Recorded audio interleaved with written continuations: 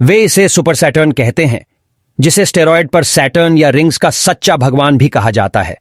इसका असली नाम जे है और दुनिया सचमुच असाधारण है। सुपर सैटर्न हमसे लगभग 434 प्रकाश वर्ष दूर सेंटोरस तारामंडल में एक विशाल बाह्य ग्रह है। यह ग्रह ब्रह्मांड में अब तक ज्ञात सबसे बड़े रिंग सिस्टम से घिरा हुआ है, जिससे शनि को छोटा महसूस होता है। J1.407 की पहली टिप्पणियां। बी को 2012 में रॉचेस्टर विश्वविद्यालय के एरिक मोमाजाक के नेतृत्व में सुपरवास प्रोजेक्ट के डेटा का उपयोग करके खगोलविदों की एक टीम द्वारा बनाया गया था।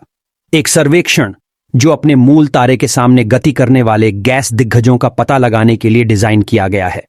इन अवलोकनों से पता चला कि एक्सोप्लैनेट में एक विशाल वलय प्रणाली थी, जो शनि के वलय से लगभग 200 गुना बड़ी थी। अनुमान लगाया गया कि ये छल्ले शनि के छल्लों से 200 गुना अधिक बड़े थे और इनमें भारी मात्रा में सामग्री थी, जो लगभग पृथ्वी के द्रव्यमान के बराबर थी। टीम ने प्रस्तावित किया कि छल्ले एक युवा विशाल ग्रह या भूरे बौने के चारों ओर चंद्रमा बनाने वाली डिस्क के कारण बने थे। 2015 में लीडेन विश्वविद्यालय के खगोल शास्त्री मैथ्यू केनवर्थी के नेतृत्व में एक टीम ने डेटा पर एक और नजर डाली और दिखाया कि रिंग सिस्टम में 30 से अधिक रिंग होते हैं, जिनमें से प्रत्येक का व्यास लाखों किलोमीटर है।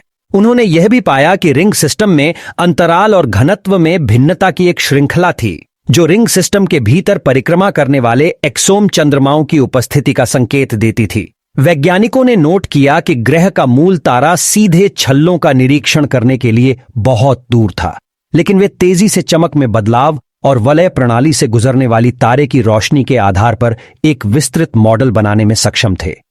उन्होंने इन मॉडलों का उपयोग यह देखने के लिए किया कि एक्सोम चंद्रमा रिंग सिस्टम को कैसे प्रभावित कर रहे होंगे और पाया कि चंद्रमा अपनी कक्षाओं में सामग्री को साफ करके रिंगों में अंतराल पैदा कर रहे होंगे। वे चंद्रमाओं के आकार और अंतराल के आधार पर उनके आकार और द्रव्यमान का अनुमान लगाने में भी सक्षम थे। यह एक्सोम चंद्रमाओं के अस्तित्व का पुख्ता सबूत था, जो एक महत्वपूर्ण खोज थी। बहुत कम का प्रत्यक्ष रूप से पता लगाया गया है। शोधकर्ताओं ने बताया कि देखा गया ग्रहण कई हफ्तों तक चला और उन्होंने छल्लों की बारीक संरचनाओं के परिणाम स्वरूप दसियों मिनट के समय के पैमाने पर तेजी से बदलाव देखा। सुपर सैटर्न की वलय प्रणाली 120 मिलियन किलोमीटर 74 मिलियन मील व्यास की है। तुलना के लिए पृथ्वी और सूर्य के बीच की औसत दूरी लगभग 149.6 मिलियन किलोमीटर 92 मिलियन मील है। अतः यह वलय प्रणाली पृथ्वी और सूर्य के बीच की दूरी के बराबर है। यदि आपको J147b रिंग सिस्टम के माध्यम से प्रकाश की गति से यात्रा करनी हो, तो इसे एक तरफ से दूसरी तरफ पार करने में आपको लगभग 6.7 मिनट लगेंगे। तुलना के लिए प्रकाश को सूर्य से पृथ्वी तक आने में लगभग 8 मिनट लगते हैं। यदि हम शनि के छल्लों को J147b के चारों ओर के छल्लों से बदल दें, वे रात में नग्न आंखों से आसानी से दिखाई देंगे और पूर्णिमा के चंद्रमा से कई गुना बड़े होंगे।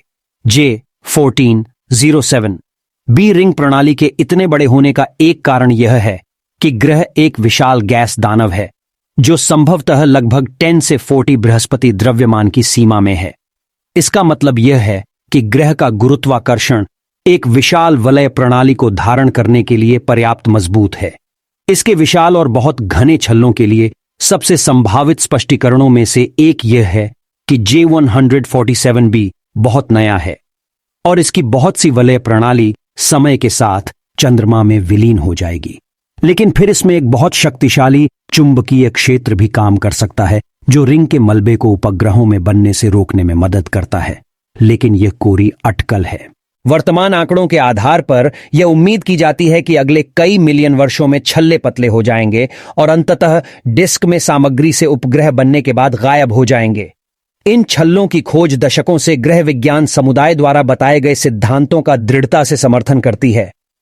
बृहस्पति और शनि जैसे ग्रहों के चारों ओर कम उम्र में ही डिस्क मौजूद रही होगी, जिसके बाद चंद्रमा का निर्माण हुआ।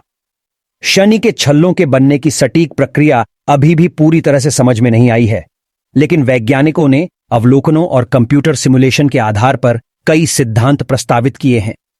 एक सिद्धांत यह है कि शनि के छल्ले चंद्रमा या अन्य खगोलीय पिंड के अवशेष हैं, जो शनि के गुरुत्वाकर्षण से टूट गए थे। यह सिद्धांत बताता है कि छल्ले अपेक्षाकृत हाल ही में बनाए गए थे शायद पिछले 100 मिलियन वर्षों के भीतर, और वे अंततः गायब हो जाएंगे, क्योंकि शेष सामग्री या तो शनि में गिर जाएगी या अंतरिक्ष में फेंक दी जाएगी।